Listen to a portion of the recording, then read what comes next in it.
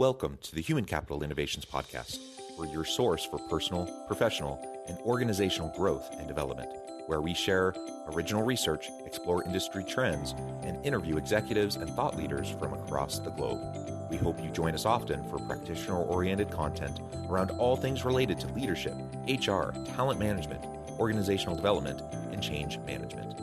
Maximize your personal and organizational potential with Human Capital Innovations Podcast. Do you enjoy the Human Capital Innovations Podcast? Please subscribe, leave a review, comment, share, and consider supporting the podcast on Patreon, even at the producer and sponsorship levels.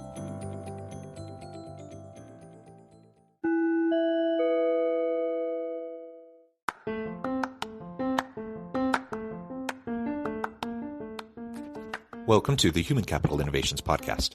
In this HCI Podcast episode, I talk with Rob Whalen about the PTO exchange and the shifting landscape of workplace benefits.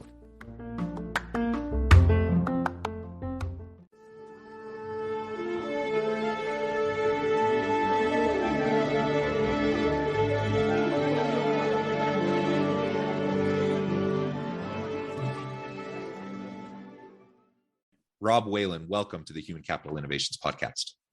John, thanks for having me today. It is a pleasure to be with you. You're joining us from the Washington area on the West Coast. I'm south of Salt Lake City in Utah. And today we're going to be talking about your company, the PTO Exchange, and the landscape, rather the shifting landscape of workplace benefits. I think this is a super important and timely topic, and you provide a really great resource as organizational leaders are grappling with how to provide meaningful workplace benefits and do it in a way that makes sense in a user-friendly, customer-friendly user interface and everything like that. So that's what we're going to be exploring together today. As we get started, I wanted to share Rob's bio with everybody. Rob Whalen is co-founder and CEO of Seattle, Washington-based PTO Exchange, the first benefits platform that allows employees to self-direct the value of their unused paid time off for other needs and causes. He is a serial entrepreneur that has over 25 years of selling and developing software and hardware products and a BA in accounting from Seattle University. Again, pleasure to be with you. Anything else you would like to share with listeners by way of just kind of fleshing out your background, your personal context, your personal story before we dive on in? No, just I think that I think as a serial entrepreneur or someone who's always trying to solve problems, the companies that I did start in the past, I never actually was in those industries prior to starting the business. I actually was viewing the businesses from outside, which is very similar to how I started PTO Exchange. I was never in the HR business. I viewed it from outside in a way that others probably wouldn't view it, and felt like it needed a change. And so created a PTO Exchange a while back and launched it in 2017. Wonderful. So why don't we start there and tell us a little bit more about PTO Exchange. Give us a little bit more of an overview there, why you felt this was an important gap in the market, something that you could contribute to, and then we can start to really get into how it is contributing in this shifting landscape of the modern workplace benefits environment. Well, the idea came from my dining room table. It was back in 2013-ish. And a few of us had left Cisco, but it was an entrepreneur's dinner to talk about big ideas. There was a bunch of entrepreneurs there, and both of us had left Cisco, got a big paycheck from Cisco on our way out with paid time off, and both of us were just talking about, boy, we just got this $30,000 check, and what if we could have done something different while we were at Cisco? And that's when the light bulb moment kind of came on. We said, at the time, it was like, be nice to go on a vacation that we couldn't afford at the time with the family. And my kids were still young and his kids were still young. And we said, that's interesting. We started to look at really just how big the market was, started to work with the Travel Association way back in 2013, right before they had started this project time off analysis. And we developed with them, or worked with them, just on how much time is unused and how much time is accrued, and just what if you could utilize this benefit in another way. And that's really the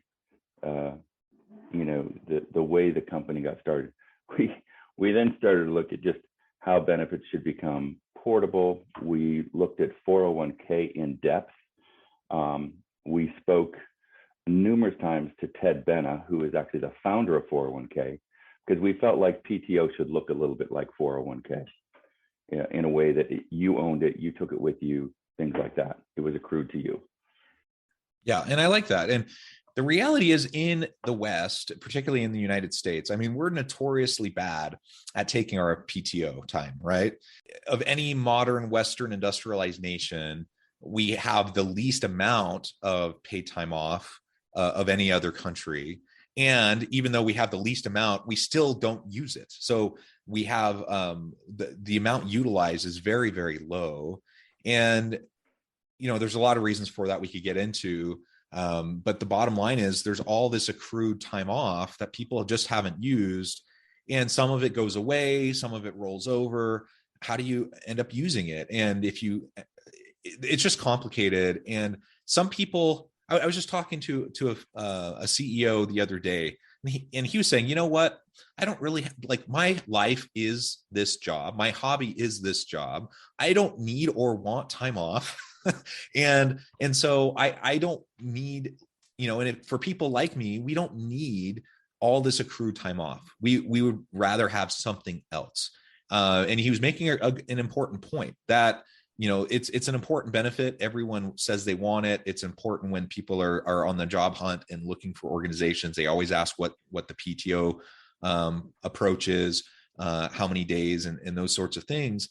So it's important that we have it. But man, if there's not flexibility in how it's utilized and it can't be transferred into other benefits, then ultimately it's a really big lost opportunity for organizations in attracting and retaining good people, and certainly for employees who end up not using one of these major benefits that are there for them. Yeah, there's. It's interesting that you state this, right? We're an extremely productive nation. We are extremely productive, and companies operate, and they actually have this fiduciary responsibility to the shareholders. So they operate at a very lean modality to create profit. And so workers today, they have a lot of work. And in order to get all that work done, it's hard to do and then take time off. The other thing is they don't want to look like they're not doing their job. And I find the other thing that is interesting is you talked about, when you get a job, you want to learn about the PTO. Well, when I went into Cisco, not only was I negotiating my salary, but I was negotiating the time off package too, because I was a senior executive sales executive.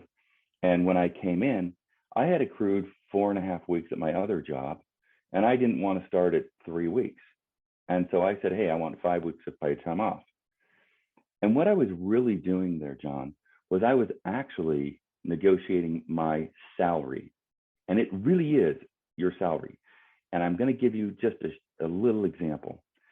And if I make $100,000 a year and I get 4 weeks of paid time off, that means the company is paying me 11 months worth of productivity for $100,000, and I get 4 weeks off for free. But what happens is you look at your hourly pay rate, and every salary person has an hourly pay rate. It's on your paycheck. They take your salary and they divide it by 2,080. What they should be doing, or what you should be doing as an employee, is dividing that by 1920.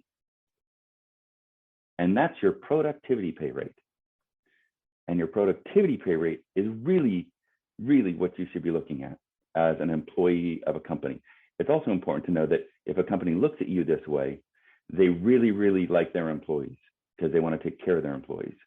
And the reason why I say this is your productivity pay rate, if I give you 11 months and 1 week of productivity and I don't get paid anymore, my productivity pay rate goes down, right? So I'm making less. And that's kind of how you have to think of PTO. It's really part of your productivity, and it's also part of your earned wages. And you deserve to be able to do something different with it if you can't take the time off. And Yeah, that's and again, really what we're doing.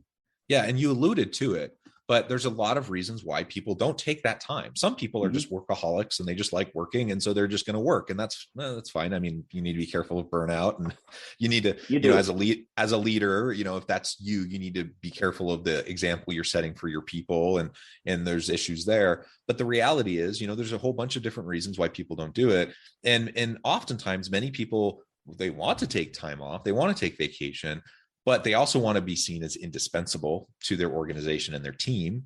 They want to be seen as a team player and as a contributor. If people are ambitious and want to have the chance to move up, they're going to be hesitant to take certainly extensive amounts of time, especially together all at once.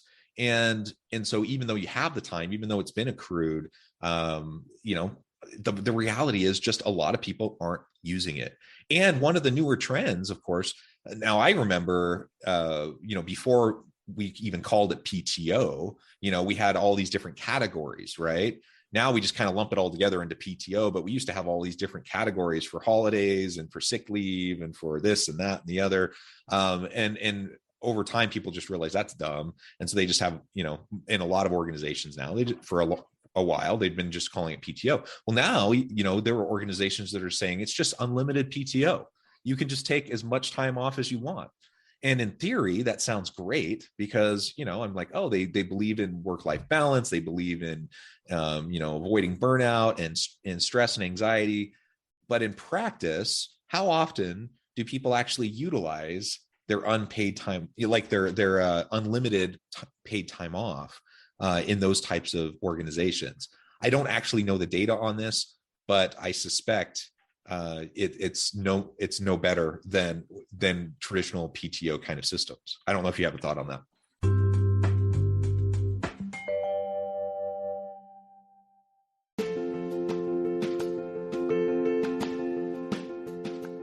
Check out my new book, The Future Leader: Creating and Transforming Next-Gen Organizations. Stemming from 2 decades of professional experience and over 600 in-depth interviews with executives, thought leaders, and scholars from across the globe, The Future Leader will help you explore the ordinary, everyday actions that will help you to prepare to lead in the future of work, to respond to an uncertain future, and to produce extraordinary results for individuals, teams, and organizations.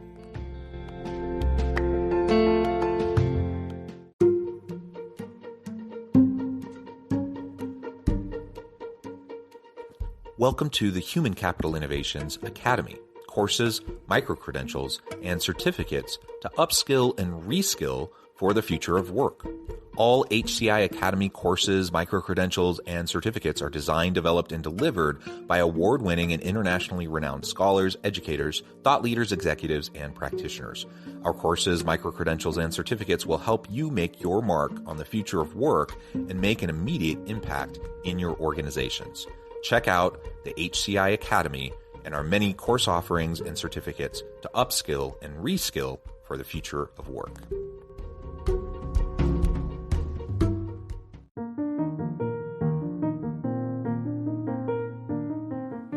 Check out our new weekly LinkedIn newsletter, Alchemizing Human Capital, exploring industry trends via original research and interviews with executives and thought leaders from across the globe. We look forward to having you join us.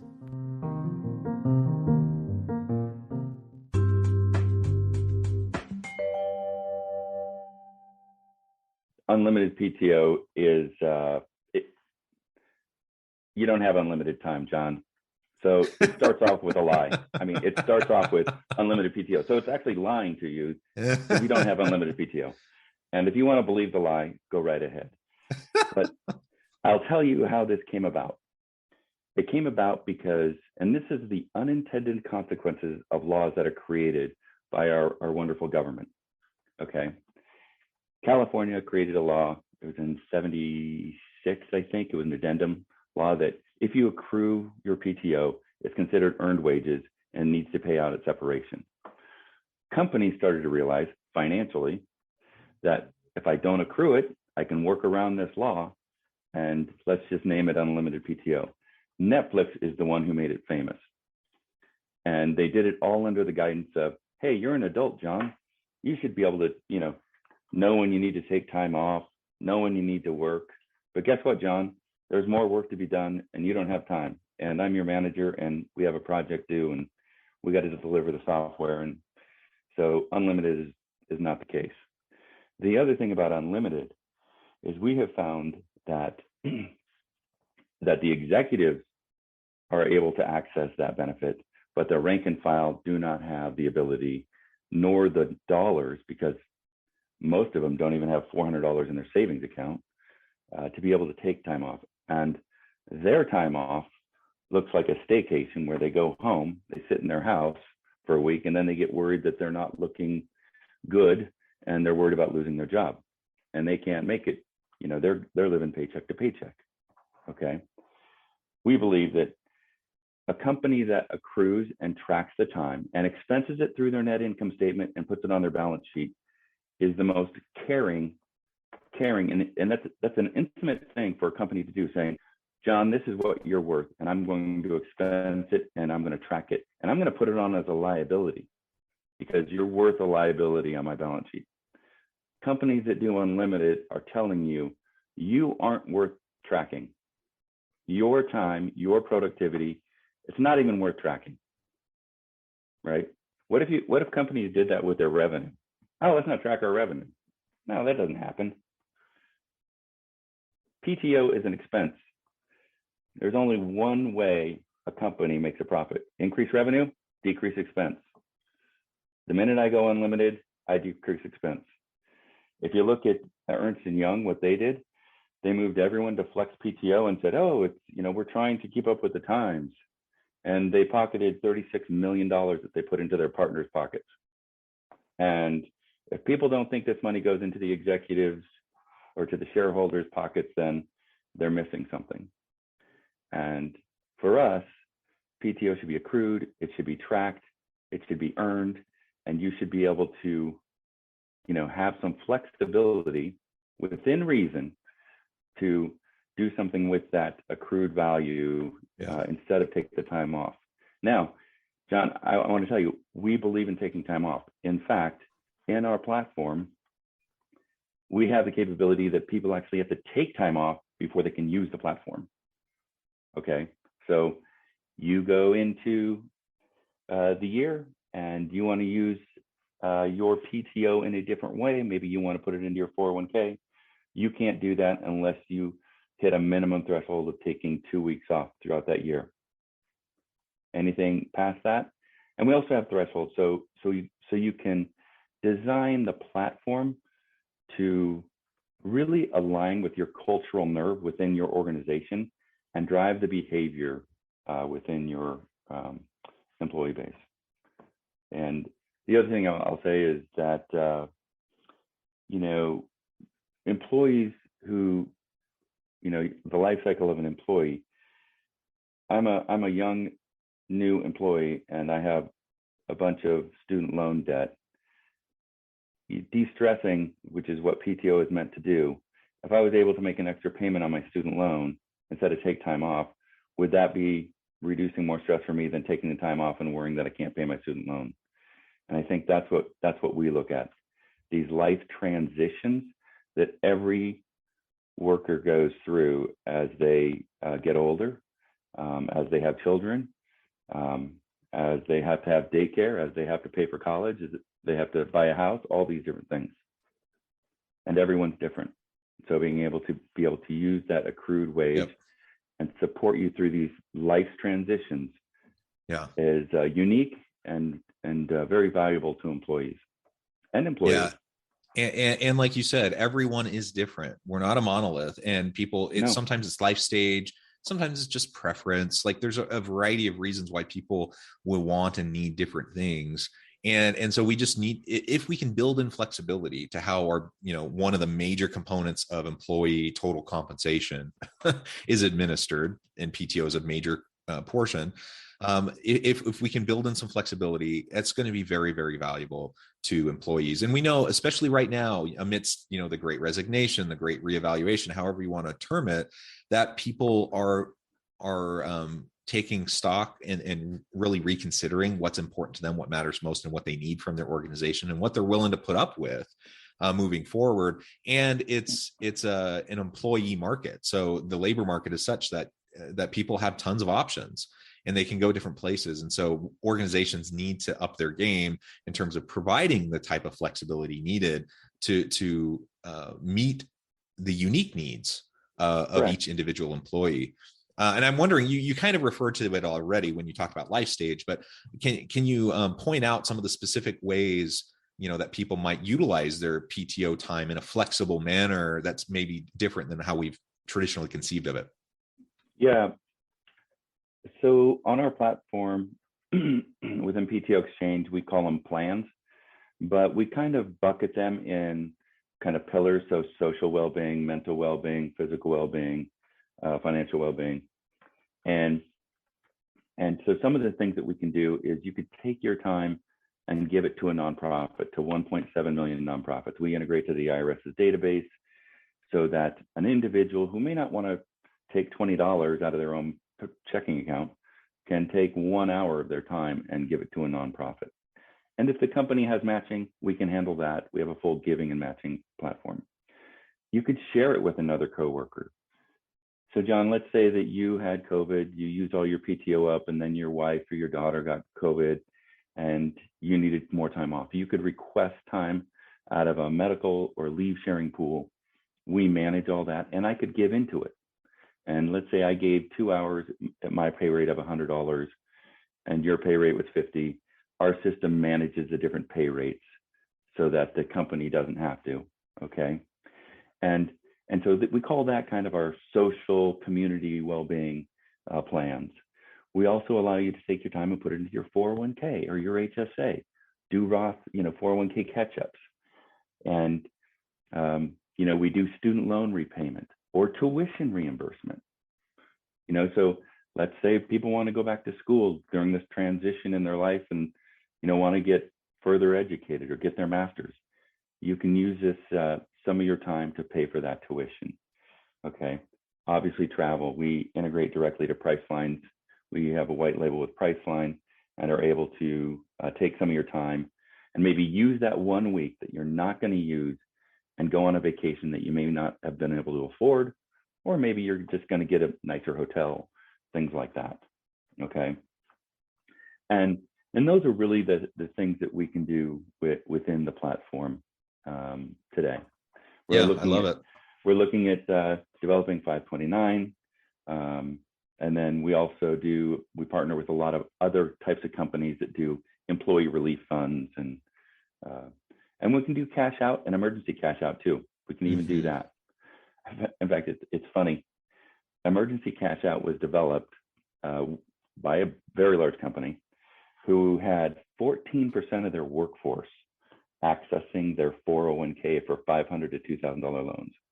And they came to us and said, if we could increase their PTO accrual by 2 days and allow them to access 5 days a year for an emergency, could you guys? And we built it, and they use it, and it's been great, and it's reduced their 401k loans, which was a big cost to them, and it drives a better financial thinking within the employee community. Anyhow, so those are the things you can do on the platform. Yeah, I think that's great. And just to reiterate, if I understood you correctly, you said a few minutes ago, the idea is that you have to actually use 2 weeks of your accrued time to be able to access these other options, so that thereby we're not allowing people to burn themselves out. Because it can be very tempting to say, oh, well, I just really need the money for this, that, or the other, and so I'm not going to take any time whatsoever. And then that can have negative mental health, physical health, productivity impacts, right? So you have a kind of a baseline, like make sure you take this amount of time. You're expected to do it. You're going to be held accountable to take this time off. And then above and beyond that, you can either take more time off or you can use these other benefits. Yeah, and the platform can say, hey, you have to take the time before you use it, or we can say you can't burn below 80 hours. You always have to have 80 hours in your bank before you can use the system. So you can never go below that. So you've always got 2 weeks, right? And we do that a lot of times as well, just to meet all the SIC and compliance laws that are state to state that we have to protect. Okay. Yeah. Well, excellent. Rob, this is just super interesting and fascinating.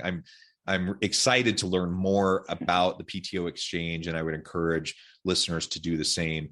Before we wrap up for today, I just wanted to give you a chance to share with listeners how they can connect with you, find out more about your work, and then give us the final word on the topic for today. Yeah, so you can connect with me via LinkedIn, or you can also find us on our website at www.ptoexchange.com. And the final word for the day, own your own PTO. I love it. I love it. Let's take ownership over our total compensation, which includes PTO. Like you said earlier, it really is in the best interest of the employer and the employee to track these things and to really have an understanding of the value of these things. And so let's leverage them better. I think this is one way to do it. Thank you, Rob. It's been a pleasure. I encourage listeners to reach out, get connected, find out more about what Rob can do for you. And as always, I hope everyone can stay healthy and safe, that you can find meaning and purpose at work each and every day. And I hope you all have a great week.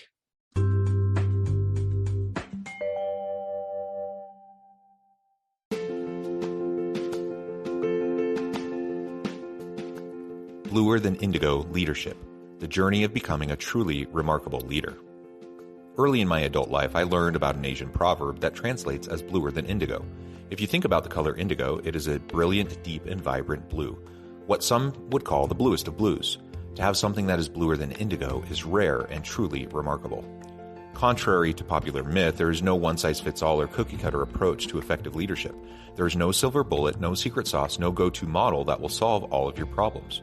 The truth is, great leaders have all had their unique strengths and flaws, and have all had to discover and then pave their own distinctive path in their life's journey to fulfill their leadership potential. Bluer Than Indigo Leadership will help you discover your own path and explore those ordinary, everyday actions that will help you respond to an uncertain future and produce extraordinary results for individuals, teams, and organizations.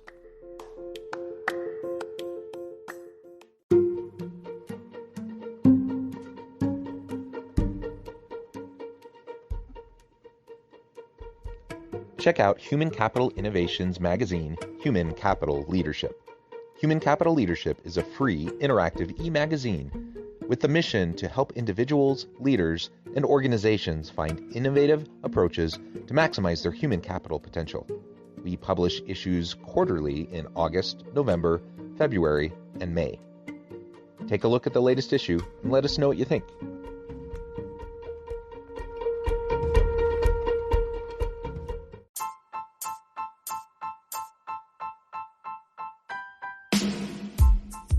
The alchemy of truly remarkable leadership. Ordinary, everyday actions that produce extraordinary results.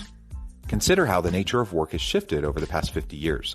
With increased globalization, rapid technological advancement, and the shift in economic composition, the average job of today looks very different than the average job of 50 years ago. What will the jobs and organizations of tomorrow look like? Moreover, what does this all mean for organizational leaders? What are the core competencies and capabilities of organizations and their leadership that are prepared for continued disruption and geopolitical and socioeconomic shifts?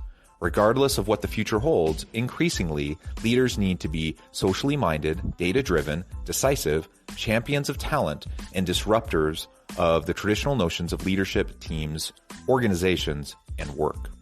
The alchemy of truly remarkable leadership will help you to explore your own leadership competencies and capabilities and consider ways to apply and implement them into your workplace and personal life.